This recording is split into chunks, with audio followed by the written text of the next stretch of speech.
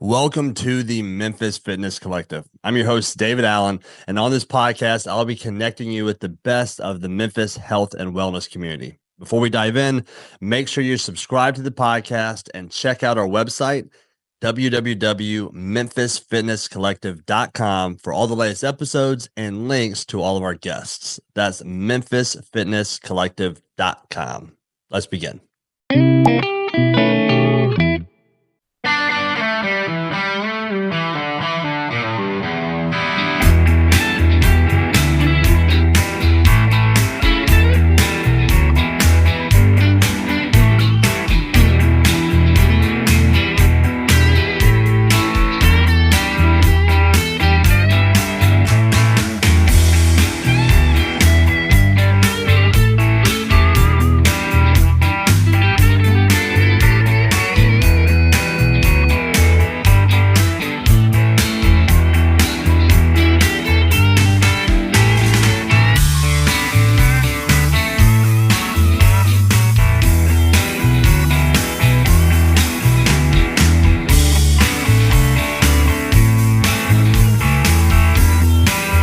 All right, welcome back to the Memphis Fitness Collective.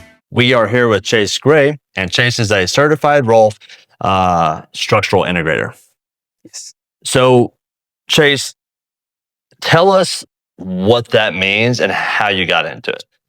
So Rolfing is based off Ida Pauline Rolf, Ida P. Rolf. She started a practice modality of structural integration.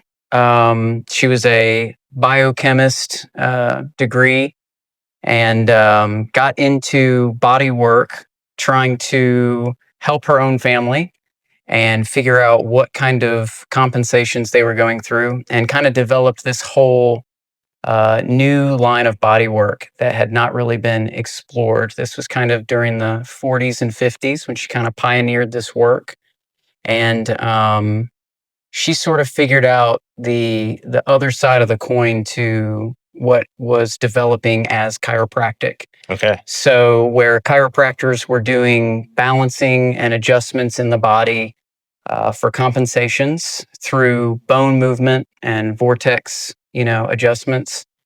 Ida was working with soft tissue. Okay. So muscles, fascia, tendons, ligaments, pretty much everything except the bone. So we work down to the bone level to find discrepancies, restrictions in soft tissue, fascial impediments, things of that nature. And you're looking to balance the body so that there's no compensations or discrepancies in length of soft tissue, which lead to things like daily chronic pain.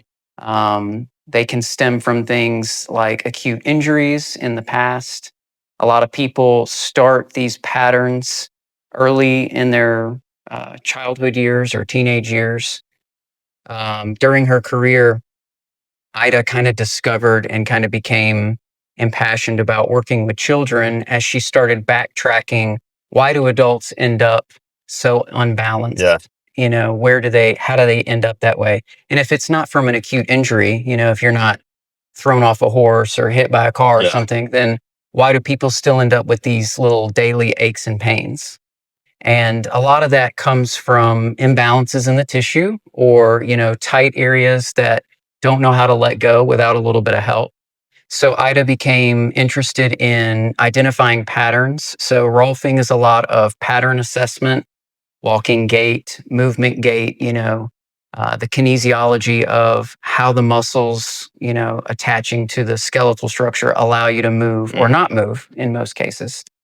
And so with that, we kind of assess that and figure out where could this person find some length or some balance that might be missing. Very cool. I definitely want to dig into that a little bit more, but you mentioned an acute injury. I think that's a good segue into how you got involved in this. Yeah. So I started, I did pharmacy for close to 17 years and did retail pharmacy. And unfortunately, ended up in the midst of a robbery And being a firm believer of the Second Amendment, I exercised my right and got involved in that with my own firearm, and ended up, unfortunately, catching some souvenirs, and had several gunshot injuries, and went through physical therapy. And My physical therapist JJ did a great job. They told me, you're pretty bad off. I had been shot through both legs as well in the face, and they said, it's going to take 6 months to get back to walking. So I was in my early 30s when this happened, and I went through the program with him and really applied myself. And he said, if you work hard, you can get back to moving like you were. So I did that, and I did that in about 4 months, and essentially graduated PT. And he was like, that's all I've got for you. And I was kind of left like, I don't really feel like I'm moving the way I was prior to these injuries. Right. So, I had been seeing for a long time my chiropractor, Dr. Ken Clennon, who's pretty well known in Memphis. And I said, what else can I do? Because, I'm already seeing you. And he said, this is not a chiropractic issue. This is a soft tissue thing. And he said, you need to go explore Rolfing. And I had not heard much about it other than my younger brother, Christian Gray, had just graduated Rolfing school prior to that. And I called him up and said, hey, I think I need to be one of your clients. And so I went through. And you had not done it with him No, I had not had any experience with it. He kind of left and went on his own journey with that. And I called him up and said, hey, let's work together. And he went through what's called the 10 series, which is a big hallmark of Rolfing, which is 10 1-hour sessions, kind of designed to bring the whole body balance back to neutral as much as possible. Yeah. And then you kind of see what areas pop to the surface for where you might need more work. And so obviously legs was a big one for me.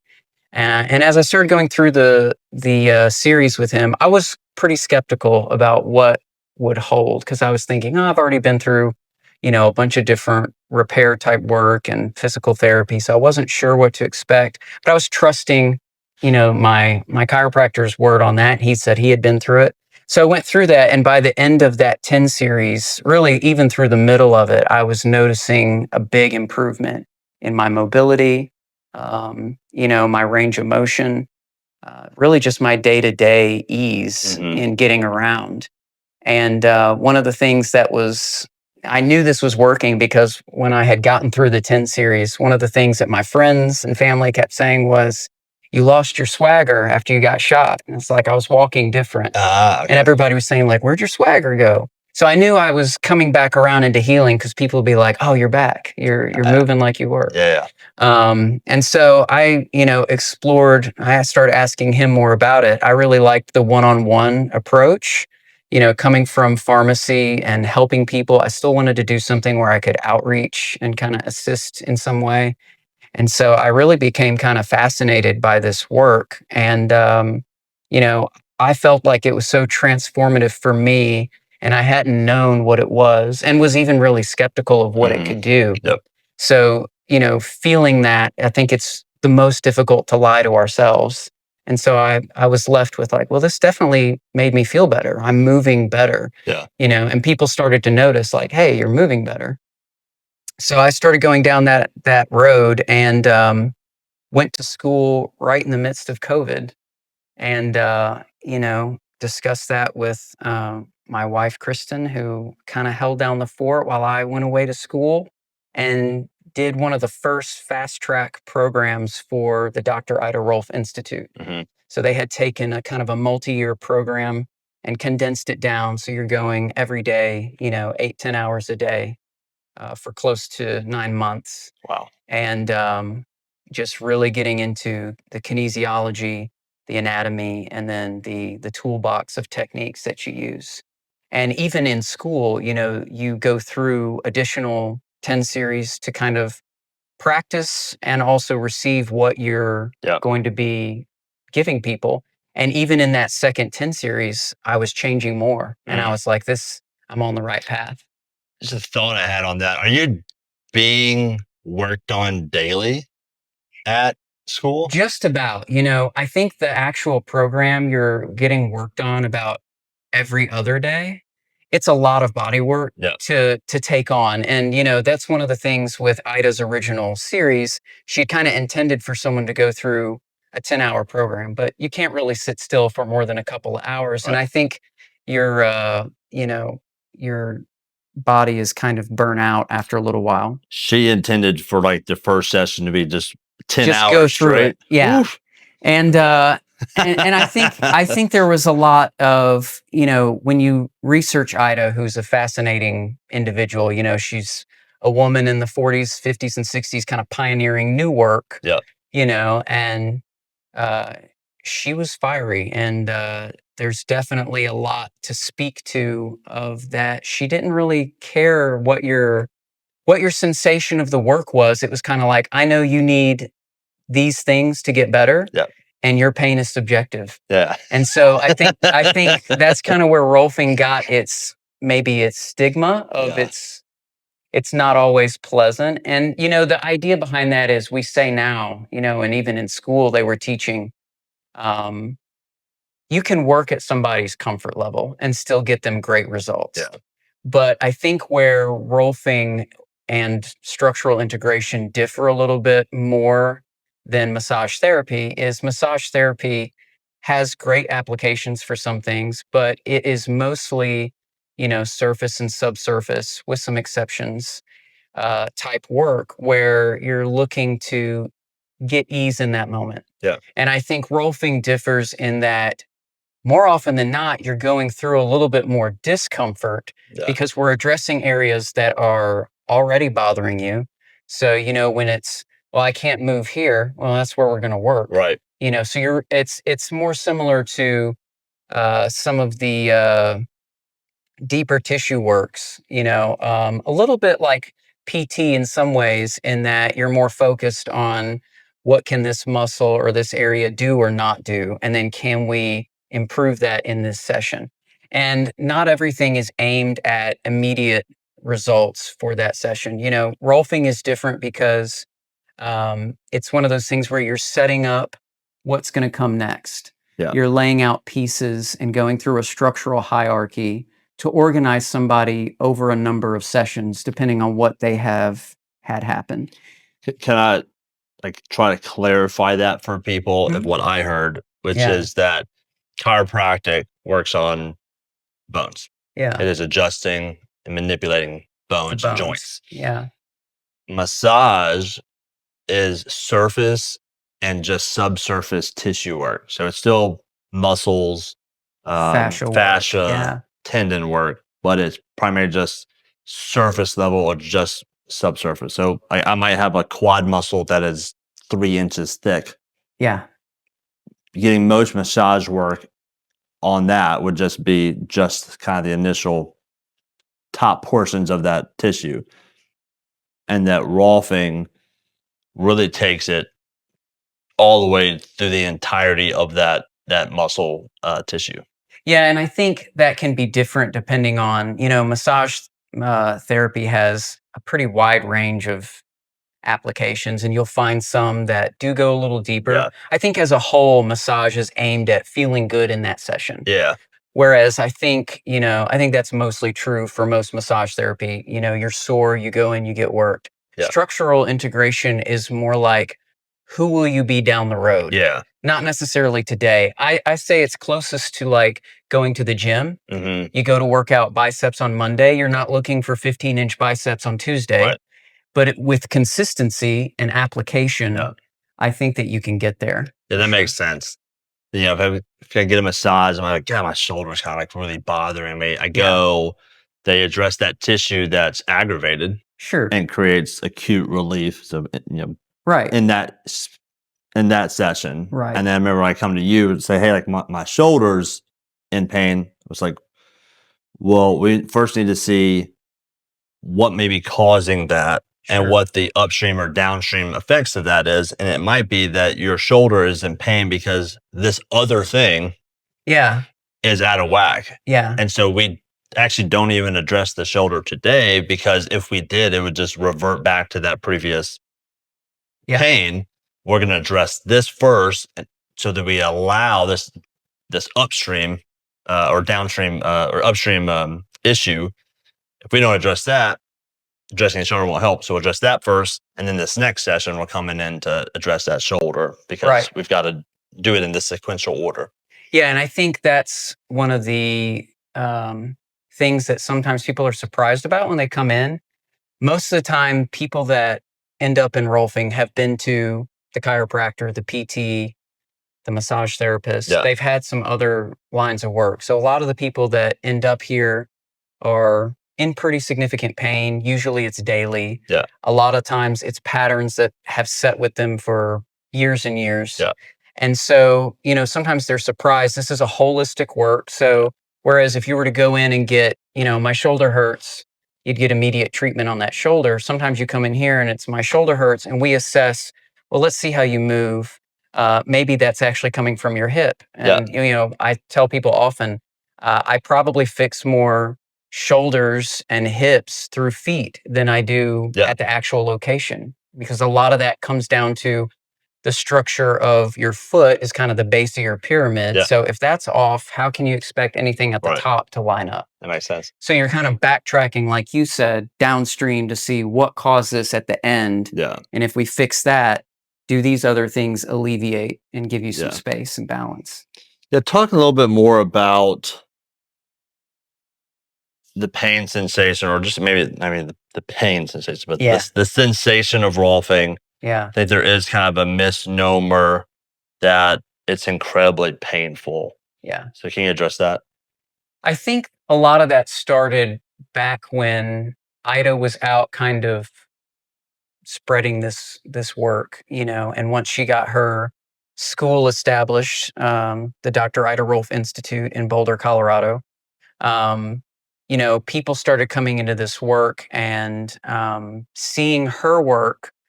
And she really wasn't too concerned with whether you were in discomfort, because for her, even though it seems like counterintuitive, like, well, I don't care about your feelings, it was more about, I care about you in the long run, getting better. I'm willing to hurt you. I'm willing to hurt you now to make you feel better later. And I often tell clients, that's kind of what to expect, is sometimes it's more discomfort in the moment. Yeah. You didn't become uncomfortable all of a sudden. Yeah. It was kind of day by day, but we do often work where a lot of movement happens in one session. Yeah. And you're, trying to take someone into a range that might be a little uncomfortable, but it's doable and conquerable. And, at this point, we know that you can put somebody through a little bit of intensity without taking them out of parasympathetic nervous system, because you're kind of wanting them in that collective state where the body can use, that proprioceptive mapping of, oh, okay, you're working on this muscle, and then it remembers that for later. And you're kind of taking somebody through those motions, and sometimes it is a little uncomfortable in that moment, but then when you get done, what they find is, a week or two later, those pains stay gone instead of having to return and get the same shoulder worked on repeatedly, because you're not really addressing that issue. Is there a correlation between the magnitude of the issue and the pain felt? I think sometimes there is. Yeah, I've definitely had people who I've worked with where they didn't even know where to begin. And it was kind of like, well, I feel pain here, and I go to assess that, and I find other areas, and I say, well, what about this? And they go, yeah, that hurts too. Well, what about this? Yeah, that hurts too. And I've had many clients actually voice a concern of, well, I've been to 3 places and been turned down, so I was afraid to kind of let everything show. Oh, okay. And I think one of the best hallmarks of that is one of my clients who I actually ran into a guy at the gym, started kind of complimenting, like, hey, you're inspiring for me. We started talking, and he, went into, well, yeah, I would do more, but my shoulder is kind of messed up. And I said, oh, well, I do a type of body work, if you're interested. And fast forward, we start working together, and he kind of reveals that he was unable to even really work out to the level that he wanted to, and had kind of given up on his dream of being a bodybuilder. Yeah. And here we are, about 2 years later, and not only has he been able to get back into the gym, but he's actually entering competition next week. Nice. And Okay. right before he was getting ready to leave, he said, I wouldn't even be here if it weren't for finding you and what Yeah. we went through. And so that was really cool that he was inspiring to me, but then also I was able to give something back and, let him kind of get out of the pain he was in immediately, but then also take that further to realize his dream of going into competitive bodybuilding. So Very cool. definitely people, I think, are often in so much pain, they don't know where to begin. Yeah. And I think that's where the holistic approach is really helpful, because you can kind of assess other areas that may have been missed with acute treatment Yeah. or other types of modalities. And so you're able to kind of backtrack, like you said, to what might be causing something, and hopefully get someone in a place where they're able to experience new levels of strength, mobility, flexibility, that kind of thing. How often are you having to educate? I imagine you're having to educate everyone, but Yeah. I feel like for a lot of Americans, the perception is, oh, I go to the PT Hmm. and I do these things, Yeah. and then I'm good. And then I'm Or good. I go to a massage therapist to get this thing done. I see this acute piece. It's Yeah. almost never functionally addressed. So how many people are coming in that, with the understanding of like, or belief that, hey, like 1 or 2 sessions and we're good, versus no, like we're going to need to do Yeah. uh, more than that, because this is a more Yeah. complex issue than it is a simple one. Yeah. And I'm glad you brought that up. I think, especially here, Western culture has a kind of drop it off and fix it mentality, where we're used to, like, you bring it to someone who has an expertise in something and you expect to get something immediately back. Yeah. And I think Rolfing is different in that Ida never designed this to be a business model where it's one and done. Yeah. It's more of a lifestyle change. Yeah. You're changing the person's day-to-day movement. Yeah. And that involves that while you're not working on them, they're still going to work and putting themselves in, unusual circumstances where they're hunched over a desk or looking up at the bottom of a car or whatever their particular occupation may be. They're still putting that on their body every day. Yeah. And so those compensations and patterns they ended up in didn't happen overnight. Right. And just like going to the gym, where it's not going to be an instant transformation, sometimes working them out of that pattern, especially if you've been in a pattern for many years, or in some cases, decades. I'm working with some people where something happened when I was a teenager, and now you're in your 50s and 60s. That's a 40-year pattern that you're trying to work against. So it does take a little bit of education towards the client of, here's what you're really facing. And I try and be as transparent about that as possible. That this is not always an instant fix. And not to say people don't have instant results. I think most people leave, and even in their first session, notice something. I have relief. Yeah. Right. You get a certain amount of relief, but usually it's kind of 2 or 3 days later when they begin to integrate that work. And then after they've had multiple sessions, there's a consistency factor, just like going to the gym, where staying with it and doing what they can do on their part, staying mobile. And then those pieces start to line up. And then you see that kind of come to fruition down the line. And they start to really go, oh, hey, that one spot is no longer bothering me. And you kind of build on those a little at a time. So a lot of times I'll end up with clients where, for, more or less purposes, they're kind of done. And I say, hey, you don't really have any more things that I see immediately. But they usually at that point feel so good, they don't want to leave. And so then it kind of becomes part of the routine of just coming in and getting like tune-ups almost. Because, the body is dynamic. Your life doesn't stay stagnant all the time. You're going to incur new injuries or, have things happen where you're sore or whatever. And so there's always kind of an application for lining somebody up and balancing them. So can you address kind of what causes, well, maybe ask you that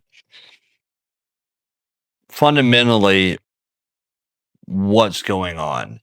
Is it tight tissue? Is it tight muscles? Is it tight fascia? Is it that has literally shrunk and it is a smaller length? Is Mm. it that it's like firing and not allowing movement? Like fundamentally, what is What is happening? Yeah. happening? I think that's kind of a loaded question because it can be different with each person. Yeah. Or maybe what the, I think yeah. a lot of it is, we do a lot of fascial work. And People, what is fascia for? so Yeah. fascia is the thin membrane covering of the muscles. It is connective tissue that kind of holds the muscles to the ligaments and bones. It has kind of a gradiating effect where it gets thicker in some places. You have what's called aponeuroses, which are layers and layers of fascia. So I like to describe it to people as kind of think of it like saran wrap. If you take a chicken breast and you saran wrap it to Yeah. a stick, that's Yeah. essentially a muscle attached to a bone. Yeah. If you keep wrapping it over and over and over, you've got these layers of fascia. Yeah. There's places in the body where the fascia overlaps and has kind of a direction that it's going. And a lot of these places, hips, shoulders, low back, some of these high traffic areas have multiple layers of fascia going different directions. And just like what happens, if you've ever messed with saran wrap, you know how it starts to get tacky and Yeah. balls up on itself and Yeah. becomes kind of a mess. Fascial tissue does the same thing. So you can get what, most people refer to them as knots. Yeah. In Rolfing, we refer to a lot of things as restrictions because there's so many variables of what something may be. Right. It might be, an impeded nerve. It might be muscle tissue that's too tight, like you mentioned, or a ligament or a tendon that maybe needs some length or has moved a little bit and needs reorganized. There's a lot of things in the structure because of the nature of soft tissue and its flexibility, excuse me, it can kind of lend itself to getting disorganized easily, Yeah. especially if you've gone through something like, a slow pattern over time where something is slowly moving out of alignment, or you've had an acute injury where something has moved Yeah. dynamically, all of a sudden. And so you're kind of trying to figure out not so much what it is at the nature of it, but how does it affect what's going on? Yeah. So it doesn't matter to me so much what the restriction ends up being, whether that's tight fascia or a tight muscle. Yeah. It's more like, can David move his shoulder or not? Yeah. And so you're kind of looking at what might be causing it. And you do kind of run through these things as you go through the layers. We're working on fascia, then we're working on muscle, Yeah. and we're going deeper until we find what it is that allows that proper movement and Yeah. balance to happen. I think it's helpful for people to Yeah. kind of understand like what's, when you say restriction, what are you Yeah. talking about? Yeah. And then I think a restriction would be anything that doesn't belong in your normal movement. Yeah. So it could be a tight muscle or a tight tendon or, some kind of impediment in the tissue itself. I think most often it's probably fascial tissue that's just kind of gotten out of alignment. Mm-hmm. And without some manual manipulation or intercession, just doesn't go back the way that it was supposed to. Gotcha. When you say out of alignment, Yeah. yeah, describe that to me. Yeah. So I think, the body has a design with everything having a purpose on where it goes and what it does. And through pattern compensation, things that, maybe you broke your foot when you're a kid and it starts to repair itself. You get a brace, you come out of the cast or whatever. And maybe you don't walk on that foot as much because it hurts a little bit. So you start to compensate on that opposite side. And you don't maybe realizing you're doing it. And so a millimeter at a time, centimeter at a time, you're kind of leaning away from that injury without really even thinking about it. Yeah. Until all of a sudden, 10, 20 years down the road, now your hip is completely an inch off of where it should be Yeah. because you've been avoiding that for so long that your body has now adapted this as a pattern. Yeah. I remember my mom and dad used to say, like, when we'd be pretending, to be different things during the days of imagination, we pretend to be pirates and be like, don't fake a limp, you'll end up with a limp. I don't know if you ever heard that before. And there is some truth to, how you teach your body to move is what it adopts as its pattern. Yeah. So if you've had an injury that's preventing you to move through a full range of motion, you're going to be compensated towards that pattern. And I think for most people, they don't even realize they're in a pattern. Yeah. Even in school, when we go to get worked on, we're assessing each other, and it can be humbling to stand in front of an entire classroom and have a dozen people throw out, oh, this, and this are all wrong with you. And you're like, oh, I didn't even know, your pelvis is tilted and this is going on.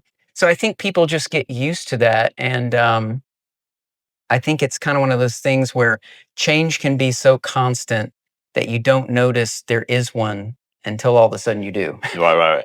Yeah. It's just, it's so subtle. It's a subtlety. Until at some point it's like, oh, now this thing's kind of hurting. What's going on here? Yeah. Can you address like the causes of some of these restrictions and maybe common restrictions that you see, and obviously the American population? I think for the most part, I think some of the things I see the most is lack of motion in people as a whole. A lot of people come in and are, other than kind of walking to the car and walking to work and walking through the grocery store, they're not doing a whole lot of activity.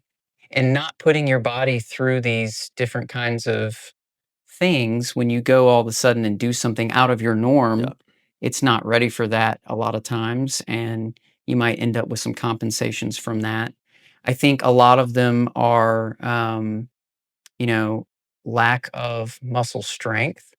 I see a lot of hip issues where people just don't have strength through their glutes and their legs, which provide, structural support to the low back.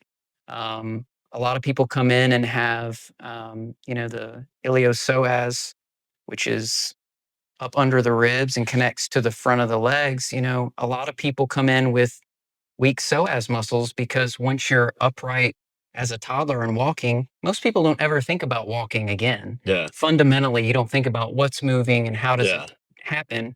If I say, David, walk to the light and turn it off, you just go do it. You wouldn't think about what am I activating or how does it happen? You just learned it. And so in the same way, people kind of adopt these inconsistencies and compensations, and they just take them through their life and think that's their normal. And I think a lot of those, when I actually start kind of dissecting what's happening to the person, for a lot of people, not always, but a lot of people, it's a lack of just general activity and a lack of strength in the muscle tissue to do its job of supporting the body. So it compensates kind of like weakest link wherever down the line that may be. And so for a lot of people, that's low back, hips, shoulders, that kind of stuff. And then I think as a populace, we just have a high stress environment. So stress tends to be held in the tissue. People kind of tense up and you kind of see it wrap over their shoulders and start strangling them. And people come in and say, my neck and my shoulders. Right. And, they're doing this all day or this, or this. So we get into these routines where we're actively stressing ourselves out. And I don't think there's a lot of focus on recuperation and recovery. So I think that oftentimes is a part of my educational process of, well, what other things are you doing to kind of help go with this? Yeah. So it's kind of just the general lifestyle of Americans lacking movement. Yeah, for sure. That causes loss of strength, loss of mobility, which then is compensated for. And that compensation causes restrictions. Absolutely. Restrictions cause more compensations and pain. Chronic pain. And then you come in and go like, this thing is just killing me. It's because you've been compensating for so long. Improper move. You've been using this part of your body the wrong way for 20 years. Yeah. And I think for a lot of people, where it's not so much the times where when I went to school during PT or gym, there was kind of a focus on, here's some exercises we're going to run you through. and why. Yeah. And I think what's surprising to me is how many adult clients come in. Of course, I work with all ages, but adult clients will come in and they don't know what half of their muscles or more do, Right. or how to use them. Right. And so sometimes I'll have somebody who has like a compensation. I'll say, well, what's your occupation? That usually is a big indicator of what are you going through. If you're a nurse on your feet 10 hours a day, that's going to impact you differently than a mechanic looking up at the bottom of a car for 8 hours a day. Yep. So kind of learning what is their lifestyle like helps me kind of ascertain little pieces of what could be compensated. Yeah. What would they be doing that's compensating? And then a lot of times I'll have them kind of mimic, like, well, what does it look like when you sit at your desk? Yeah. Or what does it look like when you're at your job? And sometimes they'll kind of model that or show me. And I've actually had people come in with pieces of equipment from work and kind of show me, like, well, here's how I pick this up. Yeah. And a lot of that is just lack of education in the movement, the proper movement, or what muscles should be being used. Yeah. And so the body is just trying to put itself in a position to do what you're asking. And if you don't know how something moves or a better way to do it, it does what it can do. Yeah. And it's going to compensate to meet you. And it's going to keep doing that. And so if you've had a lot of these people have had the same job for a long time. Yeah. You end up in a position like that. And it's also something where, age is definitely a factor. I think once we get outside of, early 20s, your patterns start becoming more stagnant. Yep. Because by now most people are in kind of a probably stable career. Yeah. They've kind of been doing the same thing for a while. We kind of get into our routines. We get set up where we live, where we drive to, and it kind of all becomes the same. Yep. And so when you're not changing that or not challenging that, you kind of become fixated, and your pattern is kind of defined by what are you doing all the time. Yeah. I mean, it's. I'm just thinking about how the human body is just made to be an adaptation machine. So it adapts both good and bad. Absolutely. It's just like, hey, we want to do this as efficiently as possible. So if you're going to sit in a rounded shoulder position every day, like, we're just going to put you in that position so you don't have to like do any work to be in that position. Yeah. And I've seen like these videos of maybe someone like a third world country like gets their arm cut off, but like they're in construction, so they lost their arm doing construction. Yeah. And they're just doing their job single armed. Yeah. They're just like, I had to adapt to figure out how to continue to do this job to earn a living. So it's like amazing adaptation there. Yeah. And in Rolfing, we even describe that as a big component of going through Rolfing, structural integration. We bring up the moniker, adaptive capacity, which is kind of what you're speaking to, which is kind of the body's capacity to adapt to what it's going through. And so going back a little bit to the pain stimulus, one of the things that I think a lot of people are surprised about is Rolfing is almost always the most uncomfortable at the beginning because it's usually new to somebody. Yeah. And once you've kind of started doing that, it's kind of like, again, making a mirror image to the gym. It's hardest at the beginning. Yeah. But once you get into how to do these exercises, it becomes easier. Once you get into Rolfing and you go through some sessions, things are not as painful because now we have freed up some movement.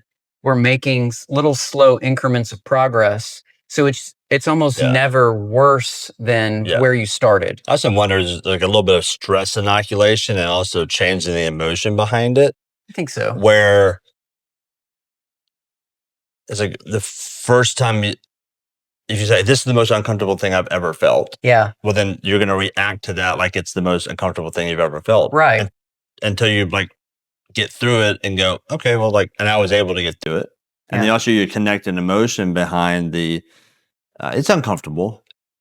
And yet I feel better afterwards. So it actually kind of switches the brain's perception of it. Yeah. Where it's just tuned down to the pain. And so openly speaking, I did the 10 series with you. It's actually my second time going through the 10 series. I did it probably 15 to 20 years ago. Yeah. And then came back and did it with you. And there was definitely moments where it was uncomfortable. For sure. Yet, like you said, when you understand like there's a capacity there, like I can get through this and just breathe. You create an environment that is supportive of that, so you can keep someone parasympathetic, like Right. talking them through it. You got the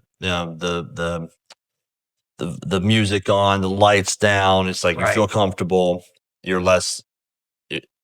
You're able to get through that discomfort, so you can get the benefits on the backside. Yeah, and you're trying to work at, I think now there's a big push in the Rolfing space to, Americans have kind of adapted, specifically Americans, I think, have adapted more to comfort. Mm-hmm. So this is not super popular and hasn't been for many, many years, at least, on the East Coast is not as popular. And so it's kind of new. And a lot of times people don't know what it is or haven't heard about it. And I think part of that is just because the pain is a turnoff to people. Yeah. It's not something that, oh, I can be in pain. Let me sign up for that. But I think what most people find, kind of like you said, we try and create an environment. I try and create an environment where the person can go through what they need to and it's still beneficial. Mhm. And we're not taking them to levels that, they can't handle. Right. And I'm always trying to adapt to, we'll back off to where you can handle it. Yeah. With the idea that whatever you can handle is benefiting you down the road. For sure. And I think as people go through more sessions, they're able to see that. And so Yeah. I think the most challenging sessions are at the beginning. Yeah. Because you don't know what to expect. You often don't know what your pain tolerance is until you're in the moment. And sometimes some of the areas we're working on haven't been touched, maybe ever. Yeah. And so it's areas that haven't been touched ever. Yeah. I know, like, I'd love to hear some more about kind of the sinus and then even like in the mouth stuff. Mhm. And then maybe talk a little bit about the sacrospinal part. Yeah. So there is a little bit of, you can do some intranasal, intraoral work with the idea of, addressing some of the soft tissues in and around the mouth and the nasal passages. I think that's probably work that most people haven't had. And it's maybe not applicable to everybody, but I think it often has more impact than people realize. Yeah. Can you talk about what you're addressing there and what that impact would Yeah, so I be? think a lot of times it's kind of things like smaller nasal passages, sinus issues. Maybe somebody had braces and the palatine bone, which is supposed to be able to flex, kind of like a butterfly, was never able to go back all the way, especially if you had braces for a long time. That can kind of restrict the maxilla in the skull. And, the skull has so many fitted pieces, as you can see, that, have very little tolerance for wiggle room. Yeah. And some parts of the skull don't move without assistance. Yeah. And so that actually is what led me into adding on craniosacral therapy as well, was that component of, taking the soft tissue and then blending that with opening up, doing some craniosacral work with the cerebrospinal fluid, getting that flowing through the body, because those impediments and restrictions can cause all kinds of symptoms as well. So a lot of times people will need work around the jaw and the face or the back of the head if they've had chronic neck issues, headaches. You can have balance issues with the vestibular system, chronic jaw pain, nasal and sinus headaches, especially here in the South. Yep. That's pretty prevalent. So I feel like that has an application to most people. And, even though craniosacral therapy is a separate modality, I kind of added that on top because I felt like when I would reach that area in Rolfing, I felt like there was more to explore there. Yeah. in that realm of, providing relief Yeah. at the top of the head. Because a lot of people come in with neck, ear, all that kind of stuff. Well, I mean, what's that attributed to? That like consistent neck pain, head pain, headache, migraine, Yeah. sinus, like that's lower back. Why is that such a common pain point? I think that part of that is the tolerances around the skull in particular and the craniosacral system. It's a uh, kind of a semi-closed hydraulic system, and it creates fluid that goes in and around the spinal cord. And so any kind of outside, compensation, even in soft tissue, could be pushing up against that area, which then triggers whatever nerve might be at that line of the back. Yeah. And now you're getting a symptom somewhere else that has nothing to do with what you're feeling, but from where it started. And so that whole spinal cord into the head, I think all of that fluid moving freely and being able to hydrate and, bring nutrition into those nerves. I think all of that is compromised often in people and they don't realize it, Yeah. either through soft tissue compensations or injuries, things of that nature. And I think just the nature of, like I said, the skull having such small tolerances. Yeah. I think that's where you get a lot of the migraines, neck pain, these kind of things. And I think a lot of times people just cope with things. Yeah. They don't necessarily know where to go. It's just kind of like, oh, well, headaches is common. Yeah. And I think a big part of the population don't go past, well, I'll take a Tylenol and feel better. Right. Yeah. They don't ever try and figure out where it goes. Yeah. Why is this occurring? And then a lot of times when people do, they find out, oh, you've got this, that, or the other. And then sometimes people are okay with, oh, well, now I know. Yeah. And they check box it and it's like off their menu. Yeah. It's like, well, now I know what I have. I don't really care to go further. You talk about kind of the integration of how the tissue work that you do, how people can kind of integrate that into their lives and all that. So integration is actually a point that we, highlight in Rolfing. The integration is when you've come in, we've done an assessment, kind of decided what would make sense for both of us. Here's what I think you need. Does that sit well with what you think you want? Yeah. And when we find, a good place, I do the intercession work, working on the tissues. And then the integration happens when the work stops. The integration is when you're done cooking and the body is left with, what do I do with that now? Mm-hmm. And the input has stopped and you're waiting to see, does the body take these inputs and remap some places or, adjust length in an area? And so I think that's a big part of the puzzle. A lot of times I'll tell people when I finish a session, wait to judge this until it's been, 2 or 3 days. Yeah. Because just like going to the gym, you're not sore necessarily in that hour, even though you may run out of stamina. Yeah. It's more like 2 days down the road, you get that soreness that reminds you did something. Rolfing is very much, in some ways, a deconstructive process first. You're taking things apart to put them back together the right way.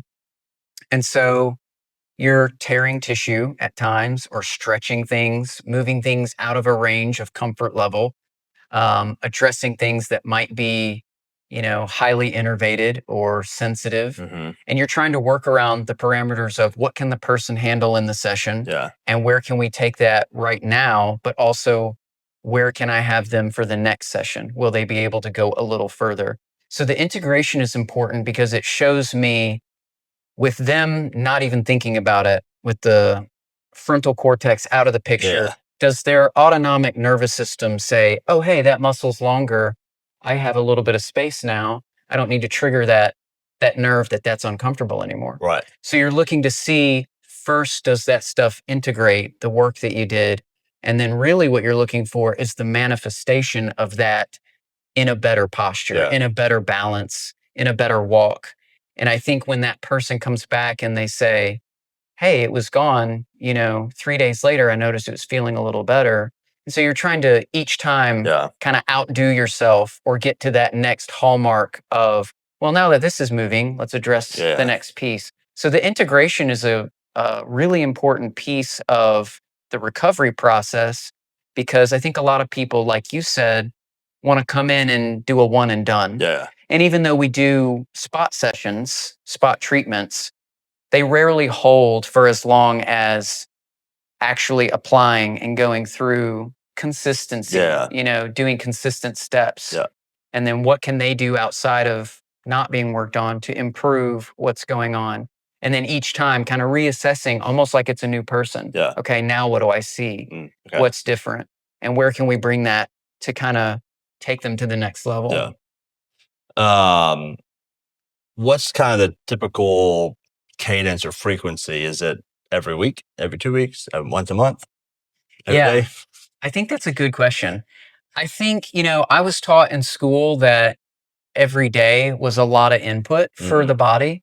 Just like going to the gym every day, it's not impossible. It's a big demand, and you can adjust to it because we have that adaptive capacity.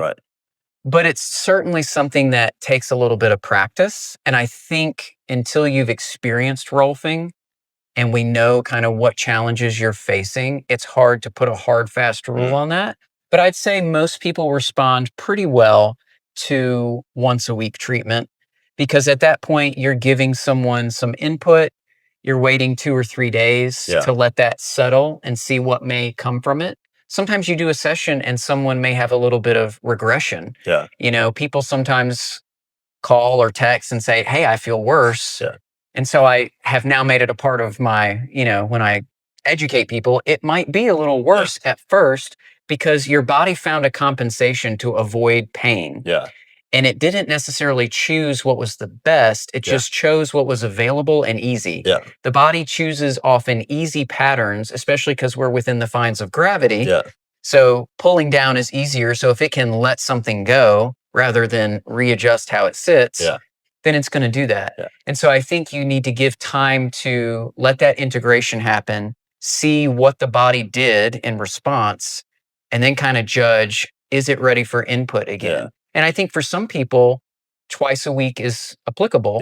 I think most people respond pretty well to once a week because you give them time to kind of incorporate that, recover from that, and then they're kind of fresh for another session. And again, this is something that is sometimes time intensive. So just like going to the gym, you have to make time for it. So, it has to be important enough, just like any kind of health related thing. Getting to the end result has to be important enough for you to prioritize it, to put it in your schedule.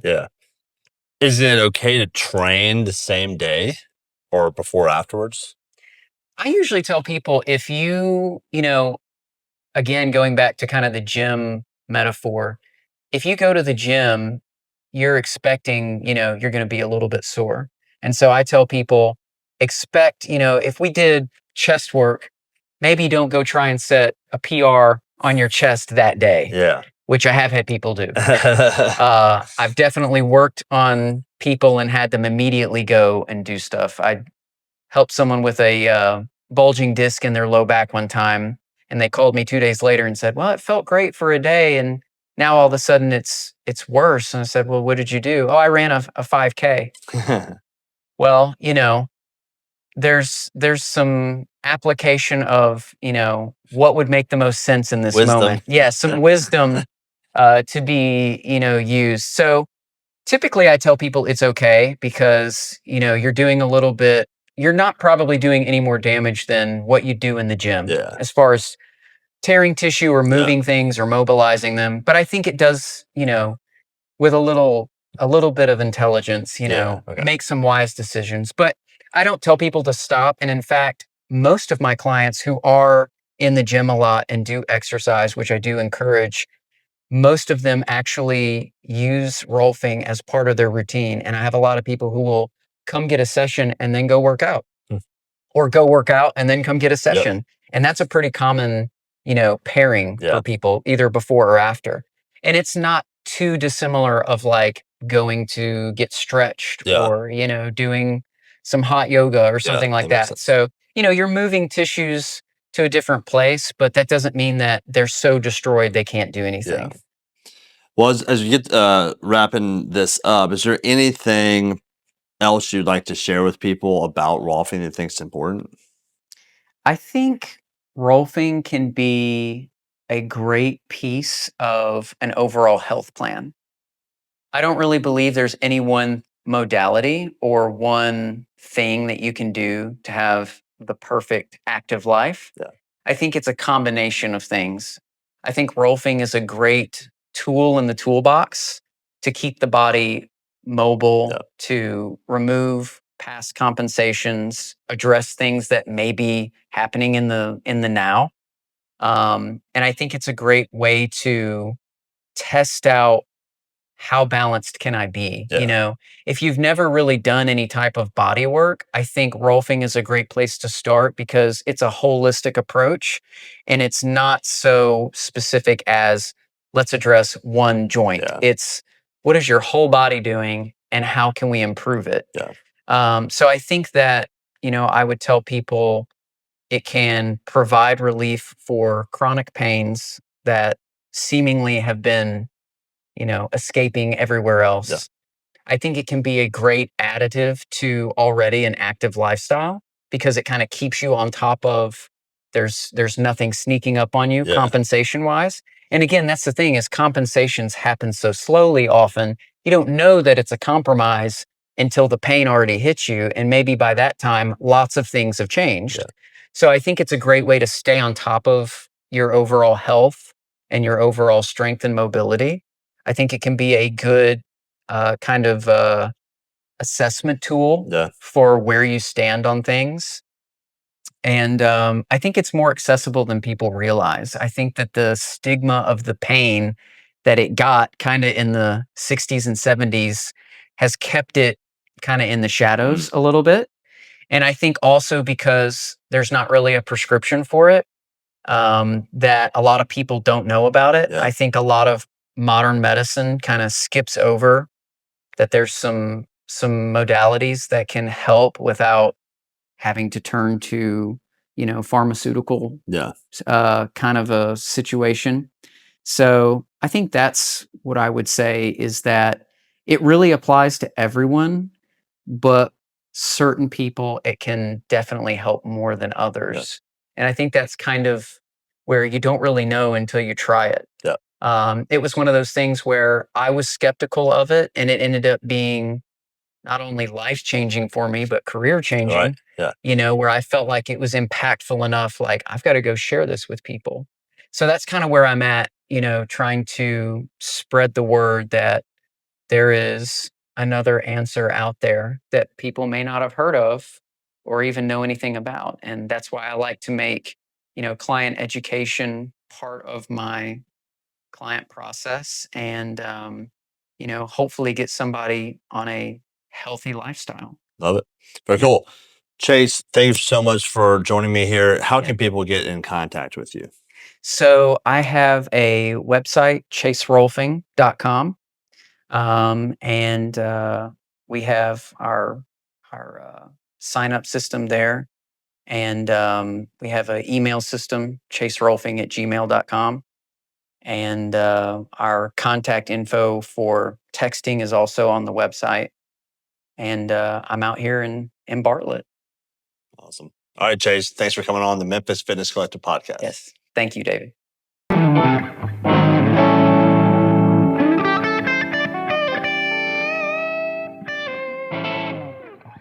This episode is brought to you by MBS Fitness. MBS Fitness is the best gym in Memphis. They've been helping Memphians achieve their health and fitness goals for over 15 years through personal training, group training, and health coaching. And if you mention this podcast when you sign up for one of their training services, you'll get a free health coaching session. That's a $150 value for free. You can learn more from their website, www.mbsfitness.net. Check out their locations, services, and testimonials. And don't forget to mention the Memphis Fitness Collective when you sign up. mbsfitness.net, Memphis's best gym.